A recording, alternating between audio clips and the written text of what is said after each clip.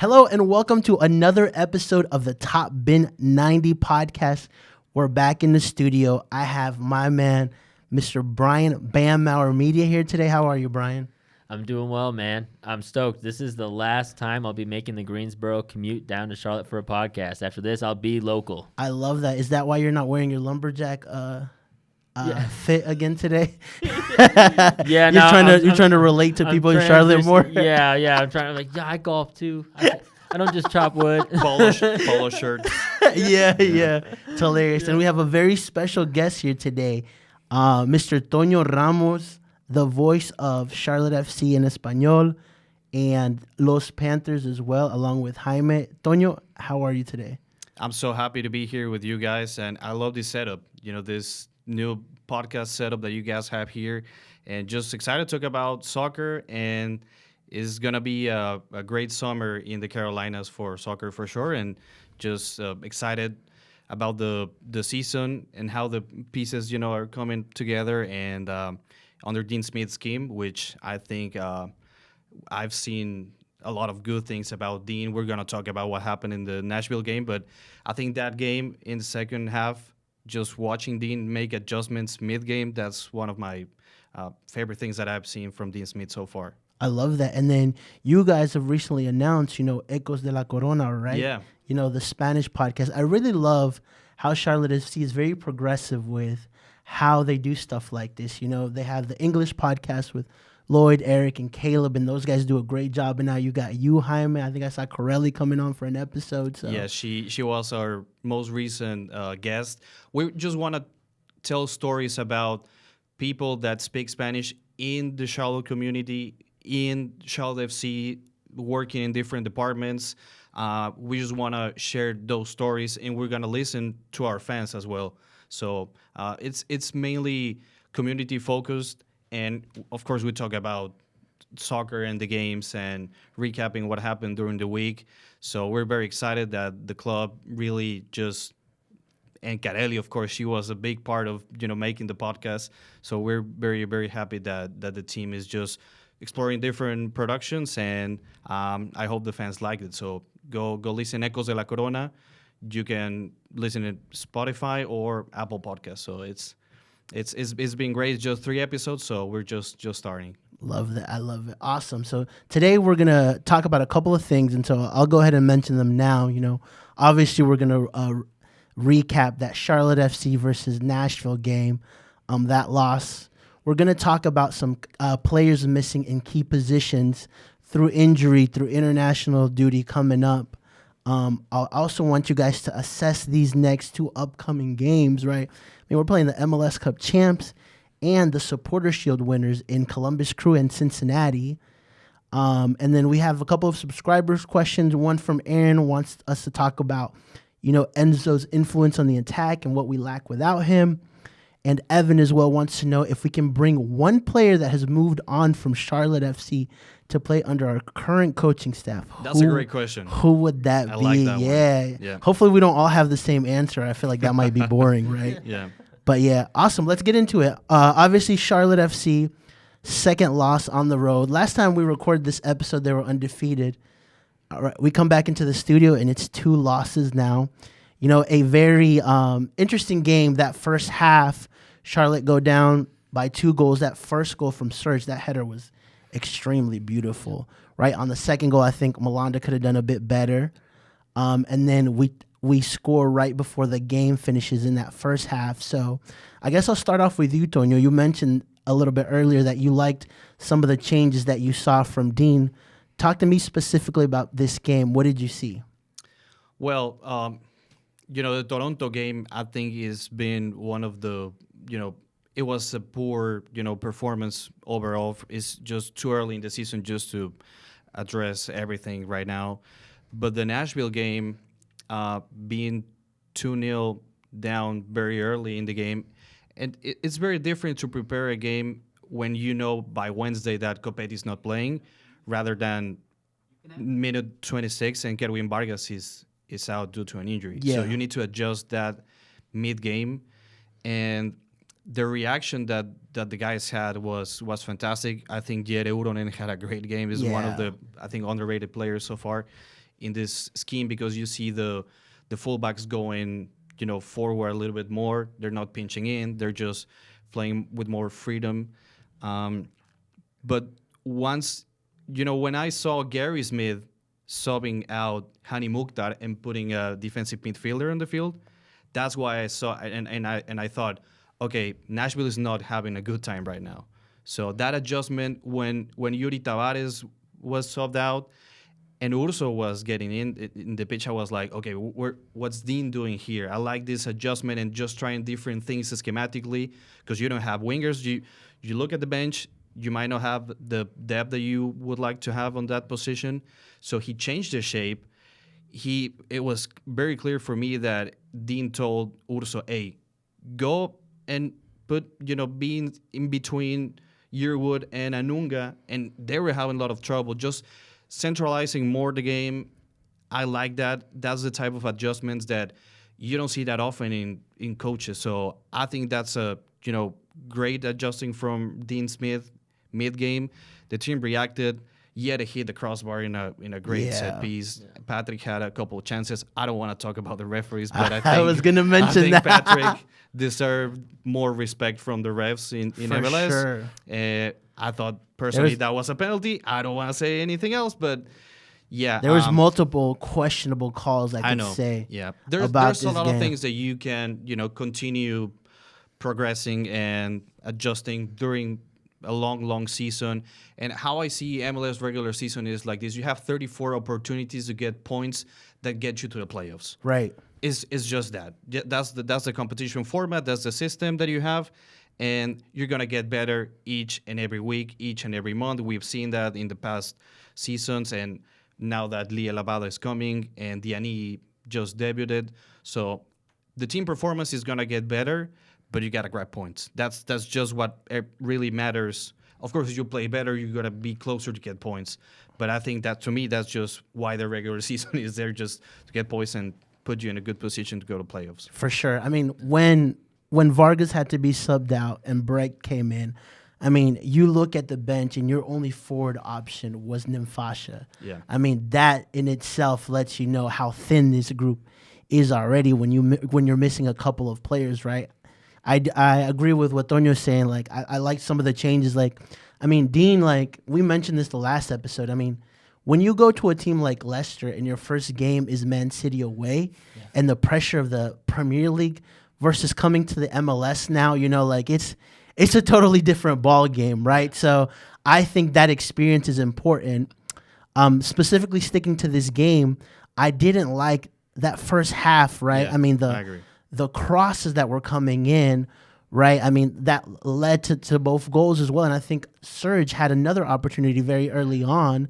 So talk to me, what did you see from that, specifically that first half, Brian? Yeah, I mean, so the first thing that stuck out to me was, do you remember when Dean Smith was mic'd up during preseason and he's literally just saying, stop the cross, stop the cross, stop the cross. Like, that was like his whole like mantra from preseason, and that's exactly what they didn't do in this game. Was like they just gave up a ton of space on the wings. Yep. I feel like at times they played really compact, which obviously it looked like that was tactical, but then I mean, you just have the brilliant vision of Hani Mukhtar, especially on the first goal, switching the play quickly into that space on the left, and Taylor Washington able to find, I mean, just plenty of space to pick out a pass and make that cross happen. And that just happened too often on the right. I think a big part of that is the Vargas injury, because he had been obviously the starting right wing through, up until now. Had shown, I think what goes underrated in Vargas's development and what he's added to his game is defensive pressuring. Absolutely, his ability to be a two-way player has been a huge part of his development, and I think Brecht is not natural on the wing in doing that. Yeah. I think that was a huge issue that Nashville exploited in the first half and had to be addressed. I think that's part of the Urso move as well, just kind of adding an extra. He was playing like a false number 10. Yeah. Not technically that, but it was clearly to me like a 4-4-1-1 with Urso just right there in the middle of the two center midfielders from Nashville.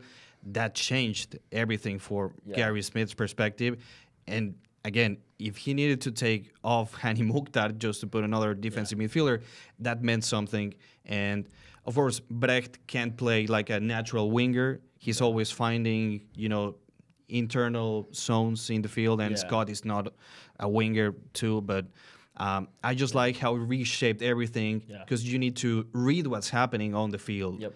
You might have a philosophy or a way that you plan during the week just to play against Nashville, but you're not counting on these injuries. Yeah, for sure. Mid-game, right? No, for sure. So it was a matter of figuring out how to adjust. It took obviously time. They went down the 2 goals, which I think also I think that was good for the team to see how they would adjust with having to face some resistance. I don't feel like they have really had to face too much because a lot of times they had the lead. They got out on the front foot. And so they had to figure out how to kind of come back a little bit. Yeah. So I think that was good to see them try to figure out how to do that. With the resources that you have right now, which are super limited, which is the big thing. The fact that he kind of kept them in the game, I think that was a big part. I think there was like mixed reviews on Patrick Agimon's performance as well. I do think for me, there was definitely obviously some weak spots. I feel like you kind of see where Enzo's like ability to connect with teammates around the box and really make those like quick hitting passes was missing. But what Agimon brought was, he beat McNaughton like 3 times on the dribble. Yeah. And on the penalty specifically, the non-penalty call. He completely bodied him, had him, beat him. Was in on goal essentially until he got tackled there. And he had done that at like 3 or 4 times at that point. And that's something that Agimon brings that Enzo doesn't bring in the same way. And so I think that was the one. I think there were definitely moments that Enzo had some clearer moments when he had been starting that Agimon didn't maybe have, but I think Agimon's performance was solid, and he seemed to be really giving that center back pairing some trouble throughout the course of the entire 90 minutes. And the fact that he went strong the whole 90 also I think is something to lay out because that was something that Charlotte have struggled with. They haven't really been able to go the full 90 yet. They struggled in the second half in all of their previous matches. So to see them really able to find an extra gear late in the game and try to find a way to get that goal back, I think is also an important point because, that's just something that Charlotte had lacked early on in the season. So yeah, for sure. Specifically speaking defensively, right? I was surprised, especially in that second goal, how Malanda was beat in the air, right? He didn't even jump, right?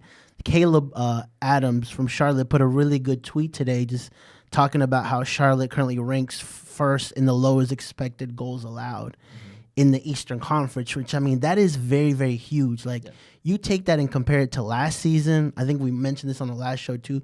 You cut down our expected goal on us, maybe 10, 15 less goals, and we're moving from 9th to maybe 6th. And so that was surprising to me. One of the things that has stuck out to me about this season under Dean Smith is just how much more compact we are defensively. Absolutely. And also, even when we don't hold a lot of possession, we're still getting opportunities. We're still creating chances, which I think is important. Dean is making the oppositions just very tough to beat Charlotte. That's my perspective right now. Again, it's too early to tell. It's a long season. A lot of things can happen. But when you see the defensive shape, the defensive structure, the lines, they're super tight in between. There's just the Toronto game. It was tactically not your sharpest Charlotte FC game under Dean Smith, but it's clearly that it's a balanced team. They want to, you can't have possession for 90 minutes. No one has possession for 90 minutes. So with your resources, you're trying to, try to create more chances. That's one of the areas that I think this team is still working on. For sure. Set pieces. I like how they're handling set pieces this time because we haven't seen many goals from set pieces from the last 2 years in Charlotte FC. The first goal came from a set piece. Right. So, again, you just got to use a regular season just to get better, bring some other pieces. Of course, you have the possibility to have a DP on the summer. Yeah. Which how the defensive important structure is fantastic to me. For sure. And I want to touch on that with you specifically, right? Because, what we've been lacking is if Enzo makes that 1v1, if Kerwin finishes some chances, we'd be talking about 7 points versus maybe 4 right now where we stand. So how important is it going to be adding a piece like Lia Labada, which, he's coming with end product. And one of the things I think is his smart positioning. He's going to be able to find those spaces where the ball is where, we might just see a tap in, but it's a tap in, but because he understands where to be on the field. It still counts as a goal. Exactly. Yeah. It doesn't matter how it comes, but it's going to be a huge addition, Abada. And, we've seen his skill set at a very high level. Yeah. And his production yearly. And it's a piece that is not only missing this year, but it's been missing for quite a bit. And, we can talk about other wingers that we've had so far, but Abada is our, most expensive signing so far. So he is going to contribute. He's a regular on the Israeli national team as well. Yet Udon is going to be with Finland too. But I think on the last third, when you finally progressed, when you need a difference maker, I think Abada could be that guy. And I think this is where I've kind of have some criticism in terms of how we've built this team. From a lower level to a medium type player that we bring in, they've done a great job, but it's that next piece. It's the DP, the U22, where, we still haven't seen the best of Kerwin or Enzo, in my opinion, right? Yazviak didn't do well. Swiderski did well enough, right? And so we need a guy. We need to hit. If we hit that well, we're talking that's when I can confidently tell you, I see this team finishing 5th, right? Right now, I'm still in my camp where we'll be struggling and fighting for that 9th place. But how important defensively we've been, right? That's a key to me to say, okay, if we just start scoring, we can change things. And one thing, Kalina hasn't been the hero like he used That's to be. a fair point too. The Yeah, last couple months, the last season. So, and a guy like Urso that's gonna start very solid games for you because of his experience, just protecting Ashley in the midfield. But you can clearly see that the project is with Diani also. Diani, Ashley, Brecht can be a great connector as a number 10. Of course, he needed to play as a winger because of the Kerwin injury. Yeah.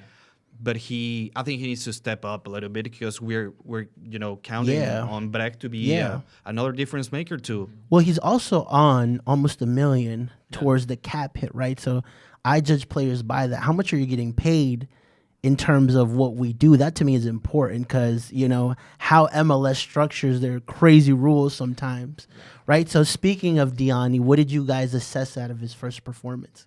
I was a little surprised that he was going because based on just how Thomas had talked about him when he initially was signed, it sounded like he was going to be playing a little bit deeper lying defensive midfield, and I was kind of intrigued the fact that he was playing a little bit more in the Urso role, pushing a little bit more forward. I did like a lot of what he did in possession. He looked really competent on the ball, in tight spaces, in the attacking third, especially once they were really trying to put a little bit more pressure on Nashville at the end of the game. I felt like he's shown that he could really do some special things in that area, which I didn't expect. I expected him to be a deep-lying defensive midfielder. So when I saw that, I was like, oh, this is another element to his game, which I think is going to be really valuable. I do think overall him and Westwood, one concern I've had, and I've had it since the Vancouver second half, I think Vancouver kind of figured out one of Charlotte's weaknesses a little bit, and that was adding extra numbers and really pressuring Westwood and when they're trying to build up play out of the back. If you saw in the first half of that Vancouver game, Westwood had plenty of space and they were able to distribute really well. Vancouver closed down that space in the second half and made things way harder to operate out of. So I think moving forward, Diani and Westwood, and that's kind of kept happening. Nashville found a lot of moments to pressure in as they were building up play and things like that. So I think that's, for me, what Diani's going to have to work with Westwood on. How do you kind of answer that question when teams ramp up the pressure, add extra numbers? Obviously, bringing in Urso was a big part that helped in that, and adding that numerical advantage back to kind of compensate for that. Mm-hmm. But there's always going to have to be that's going to be a big question, I think, moving forward, because I think teams are starting to solve that aspect of Charlotte's weakness and figuring out now. Essentially, Dean and the team is going to have to figure out how do you answer that question, because you can't just be stagnant, and you have to obviously constantly be adjusting. For sure. But what I saw from Charlotte last week, we have a plan B. Sometimes we lacked of a plan B during games. That's true. Yeah. And that's on the coach. That's on your preparation. That's what you do during the week. Yeah. That's why you work during practices, different scenarios. What if they do this differently? What if this was the first game so far of the season, very, very, very short season now, that we've been 2-0 down, that you really, needed like an extra gear or try to, put the lines a little bit higher and take some risks. So, again, I think Dean's adjustments was, brilliant in just giving you a plan B out of the script, just trying new things that actually work. I think a tie was a fair result. I actually wanted to ask you something and wanted to ask you, the fans as well. I do really think Nashville is our rivalry. I'm not sure if Atlanta is there because the last couple of games, both ended in penalties, very weird penalties. Yeah. The game there in Nashville, it was like an 8-minute compensation and another late penalty. Yeah. I don't know. I think it's becoming a rivalry. Wrong, but I just don't want to push the narrative just to, hey, let's put Atlanta as our rivals. You heard Toño. He wants Nashville. No, I'm just kidding. No, but here's other factors too that you can add into it. Yeah. The guitar piece. Close, so. Yeah. The guitar piece that I think we did at halftime, a lot of their fans complained, said, oh, they're stealing that from Charlotte. Yeah. And also, from what I've seen online and people that I've spoken to, the security people in Nashville were on something else, right? So I do start seeing that rivalry from a fan base perspective and also on the pitch as well. And I think that will be important to start identifying, some of these rivals. But yeah, I can absolutely see it. It's got to be natural. You just don't push the narrative, oh, let's put Atlanta because it's the closest. Yeah. And, Panthers and Falcons and the Hawks and the Hornets. Yeah. The rivalries, healthy rivalries between cities. Yeah. It's been there for a while. Yeah. I just want a more natural rivalry. You know what I mean? So. Well, and their styles of play contrast a lot. I feel like they're like very different styles of play. And so I think when you have a different style of play like that, competing against each other and you're kind of trying to figure out which one can outperform the other, I think that also kind of creates a natural rivalry sometimes as well when they're that different in terms of, very different in terms of roster build. Nashville has a completely different domestic approach versus Charlotte. Yeah. They have a completely different defensive style of play, right? Besides, Hani Mukhtar obviously won international, but other than that, their roster build is very domestic. Listen, if you're trying to get international roster slots, Nashville's the first place you go, right? Yeah, right. So I think there's just a few different elements there that kind of all really build up a natural rivalry because of those kind of just differences in that contrasting kind of style of play. Or Red Bulls that we lost in the play. That was a big blow. So I don't know. For sure, that's an interesting question. I'm curious to hear more from the fans' perspective. I'm sure some of them will comment on this as well. Let's move on a little bit. We touched on some of these injuries, right? But I think that's part of why I'm really high on Dean because it feels like from the get-go he hasn't been dealt the best card, right? We signed Liel Abada into the season. He's not here with the team just yet, right? Swiderski leaves, right? So and he's still able to make us look competitive and improve us, which I think that's a very good sign early on. And now you add the mix where you're missing your only DP in Enzo Copetti with a thigh injury, right? We don't know the scale yet of what that will entail and how long he'll be out. You add Kerwin Vargas gets injured. Your best player so far in Yere Uronen won't be here because he's going to play in the Euro qualifiers with Finland, right? So how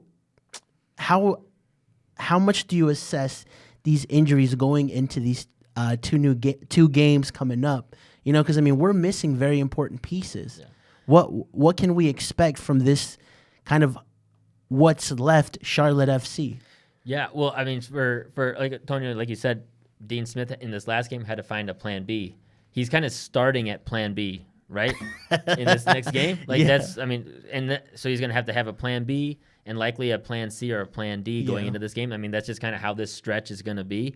I think the other thing is not only does he have to have those kind of improv, just his ability to improvise on the fly quickly, he's also going to have to find results. I got 2-1 loss working on trying to improvise, even with a sort of a scrappy roster. He's just missing a lot of pieces. It doesn't really matter at home. He's going to have to try to find results, and so I mean, that's also why they brought him in. He's a guy who can he's been proven to find results even in less than ideal situations. And this is like exactly kind of the scenario I'd say that this is why you bring in a Dean Smith to try to figure out a solution in a difficult situation. And that's what these next 2 home games are. You got home games, which in MLS are just like, those are the points that you got to have. Super valuable. And they're, they're super valuable points. And you've got the Supporters Shield, right? Supporters Shield winners coming in 2 weeks, and then the MLS champs coming in this week. Yeah. And so just being able to find results, when you don't have your roster at full strength is going to be, this is going to be sort of a key moment, I think, honestly, in the early part of Dean Smith's tenure. No, I think next 2 games will be Dean's biggest challenges so far. Yeah. Mm-hmm. Even though I like to, play against these teams early in the season and not in September when the playoffs are on the line. That's true. At home, you just can't miss those points. Yep. So I rather play against this. And, last year we beat Columbus at home, and we should have won against Cincinnati as well. Yeah. So I always thought that Charlotte plays big against big clubs, against the favorite teams. And when our back, especially last season, when the back's against the wall, like they pull it out, right? But again, as you both have said, with which resources Dean's playing this week is going to be quite a challenge. Not just the opposition. Even from a front 3 perspective, right? Like if you'd have told me 4 weeks ago, you weren't expecting Yuri to be a starter. Right, he's the only one that's in right now. Vargas is gone. Or Enzo is gone. Right. Yeah. So from virtually a non-front 3, all we have left is Yuri Tavares right now. Right. If Charlotte pulls this one, I think it's going to be one of the sharpest Dean Smith works so far this year. Again, just 4 games into the season, but with this opposition, the MLS champion, and the state of your roster right now because of the limitations and the injuries, is if they get 3 points, you got to coach. Dean is the man. So I'm really looking forward this week because it's going to be very telling, not about Charlotte's team or roster, but I think we really have a good coach. And, you don't take like moral wins.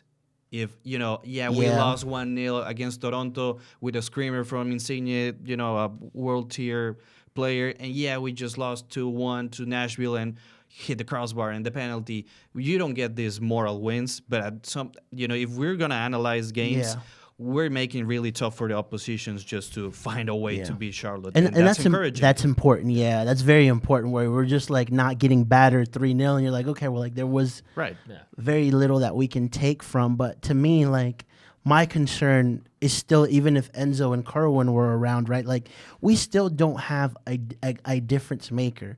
There is not a, for example, Insigne at Toronto where like, whether they're playing good or bad, like one moment of brilliance and you're like, damn, we just lost, right? And that to me is what makes or breaks what we can and cannot do just yet, right? And so, us not having a difference maker, who can we rely on these next 2 games? So is it us relying on the collective where we have defense is stable and, okay, let's try to nick an opportunity when we can?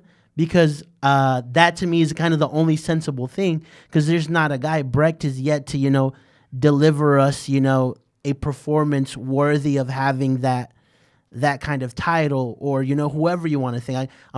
I'm struggling to find somebody on the field that I can point to say, yeah, this guy can do it, Yeah. No, I think that's, this is an opportunity as much as it is like an issue that we're kind of analyzing on the outside.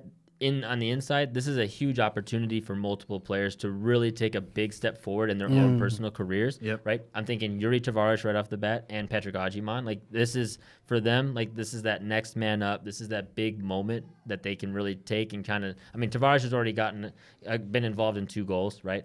But I would still say like. If he were to rise up and like help this team get a result this week, that's a monumental moment for him just in terms of like kind of solidifying potentially one of those other winger spots. Even when Liel Abada comes in, if he shows up as the guy where Kerwin has kind of been hit or miss, that's a big moment for him right there, right? Or Patrick Agyemang, like if he gets a couple finishes, not saying like he automatically just takes Enzo's spot, but like the question then gets asked if Enzo continues to not finish his chances, why would he keep getting the starts if Ajiman had finished a couple chances against Columbus and helped them get the win, right? So these are big moments for them. Brecht as well, I think. Yeah. He gets to be the opportunity. Like, you had him as your preseason Yeah. player of the year, right? This is a player of the year moment, For right? sure. So if he wants to step up, is that kind of moment, like this is Yeah. it. This is it. And a lot of players, at least from a fan base perspective, are defined by moments like this. Yeah, Like, 100%. we saw Pat come in and make a difference, and everybody started rating him, Yep. right? Or, Enzo didn't have the best start, so, like, people were on him Yeah. last season and this season again, right? Yeah. It's these small moments that can really determine, that player as well. No, when they call your name, you gotta be ready. You gotta contribute. And Patrick did it last year during Leagues Cup. Yeah. And some of the Well, even the last game of the season against Red Bulls, he came in and his- scored a goal. His goal against Seattle, Yeah, we the had header. the Yeah. header. Yeah. Those moments.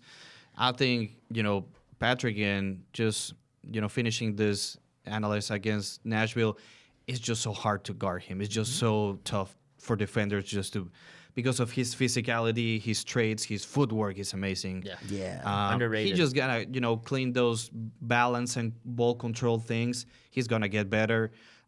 It's just his second season as a pro, so I think Patrick's, sky's the limit for him.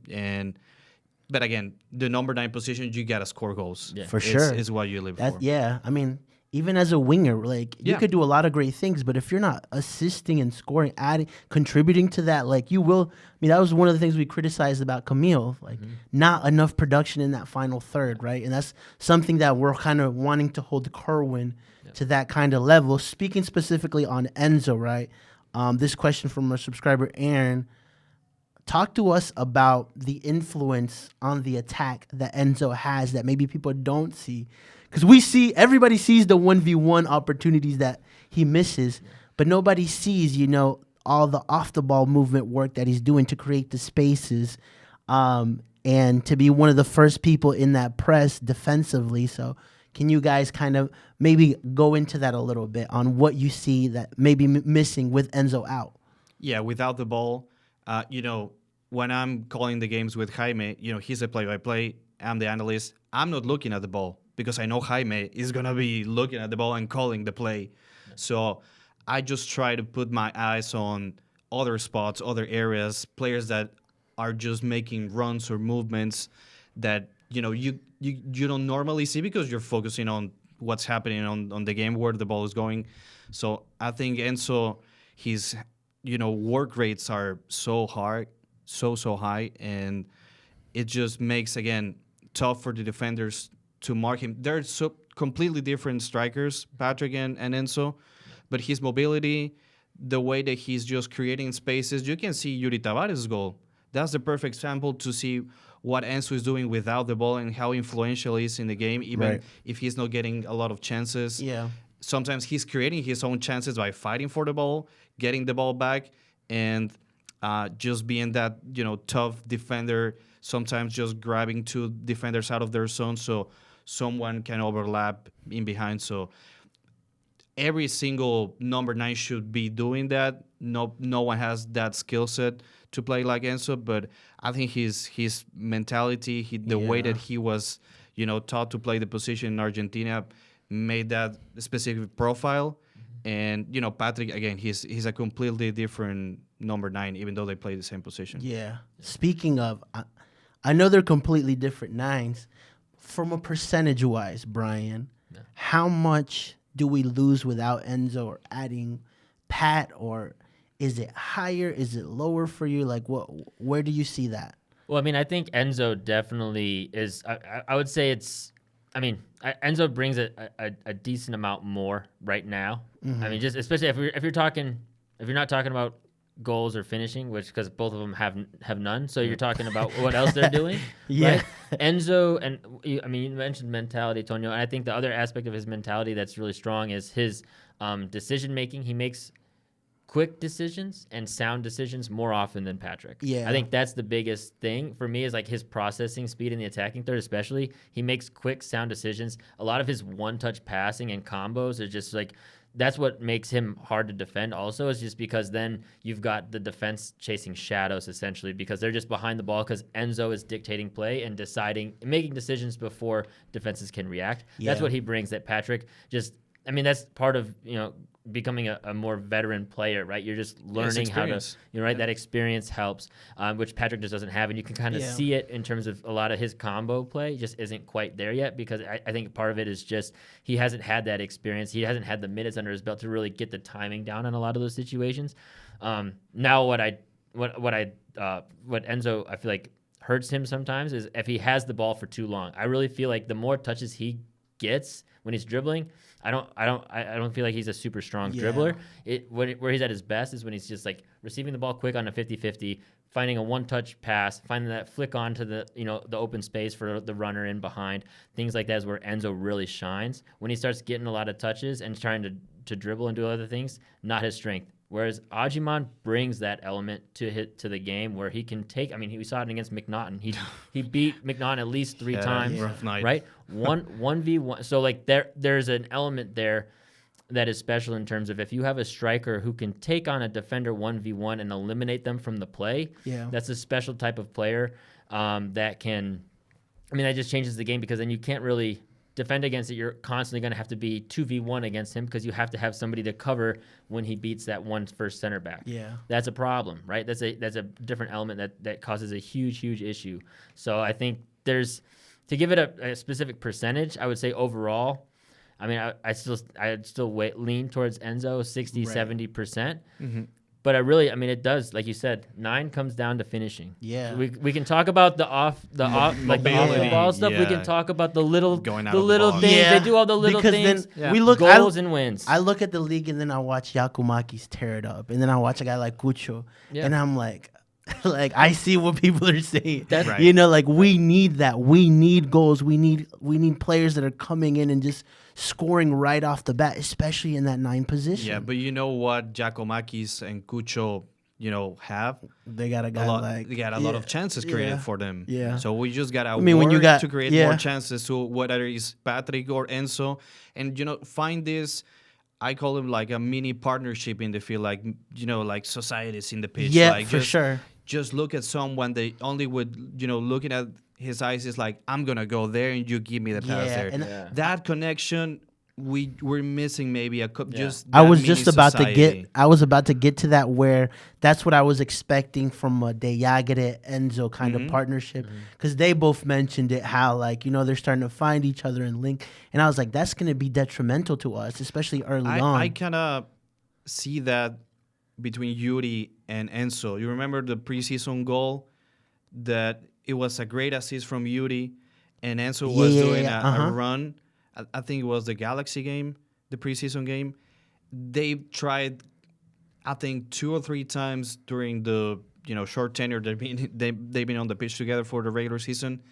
But you just gotta be more consistent on those connections between 2 guys. A great partnership, So that's what the things that I think we need to keep working on, and it's gonna be all about the striker. If he's scoring, he's not scoring. But yeah, what are the rest of the guys doing just to put your number 9 in a good position to succeed? Love it. Let's touch a little bit on the announcement that came on today as well, from Charlotte. Real Madrid versus Chelsea, August 6th. I mean, there's a plethora of quality games in the Carolinas in the summer. Toño, you put a really good tweet out.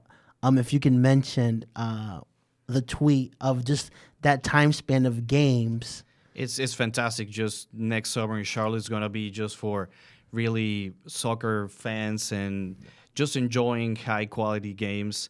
Really, that Copa America semifinal on July 10th probably is going to be the biggest sporting event that Bank of America Stadium has ever had. Yeah. And I'm not, the Panthers had a great NFC championship game in 2015. That was huge. That took the team to the Super Bowl. But this is an international stage. This is, probably after the World Cup and the Euros, the Copa America is the biggest. And, of course, the Champions League final. We're talking about nations. Yep. Copa America is just a great soccer, stage, and the world is going to be watching. And we potentially can have Brazil, Colombia, Uruguay playing, because I think that's the bracket. Yep. It's just a great summer of soccer in Charlotte, and In Charlotte, I don't think no one's gonna miss and we're it. not even mentioning like Chapel Hill's gonna have Man City Celtic. Yeah. South Carolina's gonna have Liverpool Man Manchester United. Yep. So I mean, if there was a good time to be in the Carolinas as a soccer fan, is now. So, I mean, growing up, I didn't see this. The first time I got a taste of it was Milan versus Liverpool in like 2013. And that didn't happen again till that's when it first started. I truly believe if Charlotte FC was around in 2016, there would be a World Cup game here in right. 2026. And we're probably getting in 2025 the club's World Cup Yeah, game. for sure. I think is there in the table as a possibility. So Yeah, I mean, if you look at markets and you look at lots of people are moving to the Carolinas. There's an appetite for soccer just on their MLS team. Mexico, when they brought their C team against Ecuador on a Wednesday night, had 35,000 against people. Ghana too. Yeah, like the most, some of the games that just don't make sense, people still show up because there's that appetite for soccer here, and I love that. I mean, I know that's credit to Charlotte as well, and some of the things that you guys are doing internally as well to kind of create that culture here. So I mean, to be able to pull Real Madrid, Chelsea, Mexico has come multiple times. These are no small teams. My Cruz Azul is gonna come. Yeah, here, that's so, true too. my heart is gonna be split for that game. So Yeah. I play for Cruz Azul Academy, so it's a very special team for me in my life, and it's gonna be great. We beat Cruz Azul last time in Leagues Cup, Yep. but we played in Texas because of the events here at Charlotte in Bank of America Stadium. So again, Leagues Cup, Copa America, MLS games, the Real Madrid Chelsea is gonna be just watching world-class players playing at Bank of America Stadium. I don't want to miss that. I'm sure fans don't want to miss it too. And I think another thing about all these games in Charlotte and just overall, I think what the next couple of years are going to do for the Southeast region as a whole is really put them on the map nationally. I don't know if nationally people have recognized just how much is happening in the Southeast in terms of soccer. I mean, Charlotte obviously is making some really, really big moves that we're going to see this summer and on in 2025. But I mean, Atlanta just got the U.S. Federation, right? They're all training there now, right? Miami brought in, obviously Argentina, right, Entire Argentina, Yeah. Rosario. Aren't they building a facility too in Miami or in Florida? Yeah. The national team. Oh, really? Alpha facility in Miami. Yeah. Wow, I didn't So know I that. mean, That's news to me, breaking news to me. Well, that's why I mentioned not just Messi. Yeah. Well, yeah, and then the fact that Beckham is there, right? The original DP, bringing in Messi, right? So there's just a lot happening in the Southeast region in general, and I feel like after the 2026 World Cup, after the games in Atlanta as well, there's just it's gonna put this whole region, Charlotte, Atlanta, all of them, just on the national just scope, way bigger than ever before. And I think that's something that is. Yeah, for sure. I mean, we're profiling ourselves, right? Yeah. And I mean, even you never know. One of these players, I think, from a scouting perspective, right? They'll come here. So if you call one of these players in the future, hey, you remember being at Bank of America and what that was like, what Charlotte was like? I'm thinking from being Zoran trying to sell Charlotte. Why not taking Cavani to a nice dinner when if he's here playing Copa America, maybe, showing him good listen, places. we're lacking goals, although he hasn't been doing that great at Boca Juniors, but that's another story. Nice. I really like this subscriber question from Evan, and I guess I'll start off with you, Toño. If we were to bring one player that has moved on from Charlotte to play back here under this current coaching staff, who would it be? Let's not say Karol Swiderski, because Karol is, he played a World Cup. I think to me he's been the most talented player that we've had. Yeah, for sure. In our brief history. Yeah. I really want to say Riley McGree, but I know you guys are waiting for me to say another name. But Riley might be a nice option here. A player, he's a dynamic midfielder that's progressing well, creating chances, technical, with Premier League and play that 10 Championship role. experience. Why not Riley McGree? So I'm just gonna drop that there. Listen, I've never saw a poor performance by Riley McGree at the bank. Is all I have to say. Yeah. And honestly, attacking midfielder has been on their needs list since he was transferred out. Yeah. Right. So, What could have been. Yep. For sure. I think for me, Sergio Ruiz. Yeah. I think Yeah. we're also still seeing it like issues with progression of the ball. I think Sergio Ruiz, that would be like his MO, right? We didn't get to see, I don't think, enough of it. And now he's playing in La Liga and showing up that he can start week in and week out in La Liga, which means that, I would say the scouting department definitely got that one right on, nail on the head in terms of just, if you can play at La Liga week in and week out, regardless if it's a relegation team or towards the bottom. If you can be in the starting team that's competitive and gets points against Barcelona twice in the season, that lets you know that you're a player. You know. No, 100%. So I think that for me is the one player that I think we missed out on in the midfield. Listen, I know you said don't say Karol Swiderski, but Karol, I miss you, dog.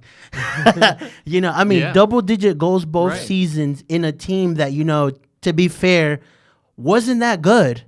First season or second season, they were okay at best. Yep. And to be able to play multiple positions, to play as the 9, to play as a right winger, to play as the 10, right?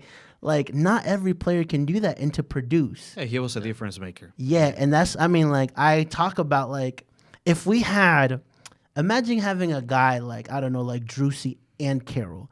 You would take Karol's level higher as well because you got somebody that likes to put the team on his back. A Lucho Acosta, an Almada, somebody like that could partner up well, right? I think that's what he was missing during his time at Charlotte. Yeah, a great partnership, as we said. No, you like a connection that you can just probably communicate even with your minds and just practicing that when they're going to make the run. Yeah, Karol was again, he played in a World Cup for a reason, so. For sure. Yeah. I love it. Awesome. And then just finally give us a little bit of some score predictions. What are we thinking for this week? And I'll start off with you, Brian. Take a moment. This first one's tough. They're definitely... You're allowed to bet, too, now in North Carolina. Yeah, no. not me. Yeah, well, not Toño. Yeah, let's make that clear. This first one's going to be tough. I think just with the amount of injuries. Columbus are missing some players, too. They're missing 3 starters, right? So Schulte, Aiden Morris. And there's one more, Russell Rowe, who has been starting, actually, over Matana a decent amount. So... they are going to be missing some players as well, but the key players for Charlotte they're just missing so many of them. I think it's going to be tough to find the goals, which continues to be the struggle this year. But I do think they're going to get a point. I think Dean has showed that he can find a result, so I'm going to go 1-1. Nice, very optimistic. I see a 1-1 result as well. Okay. Yep.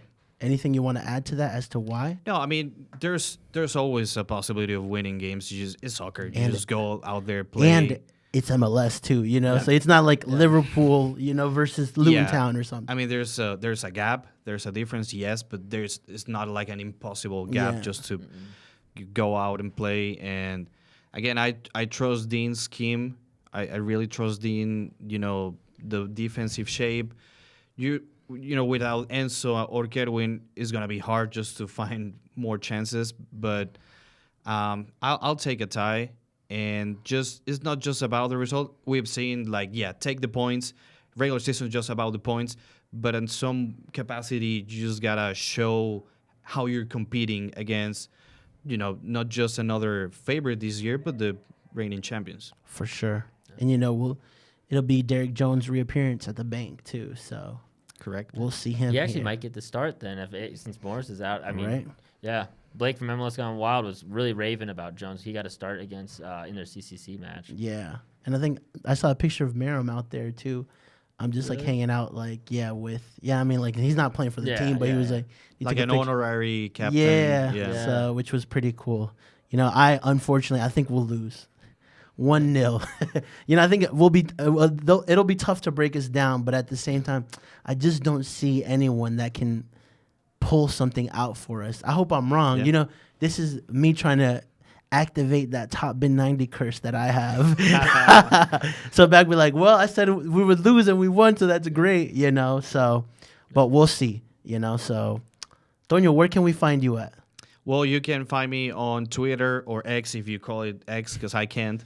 At Ramos019, and you can listen to our broadcast at 106.1 FM.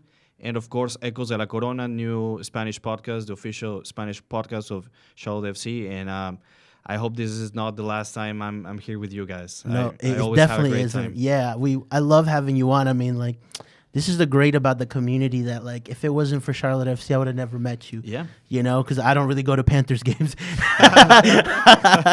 but you're so knowledgeable. You've been in the game. You understand it. And, like, every time you come on, that I bring you on, you always add that bring extra me in quality. tough situations and like moments of tension and where are we going? So I'll bring you back when we win the cup. No, I'm just kidding. That might be way too long in advance. yeah. Brian, where can we find you at? Yeah, y'all can find me on Twitter at Mauer Media. And you can also find all my written content at topbin90.com. I love it. This has been Jorge Gonzalez, Top Bin 90. You know where to find us. Skip!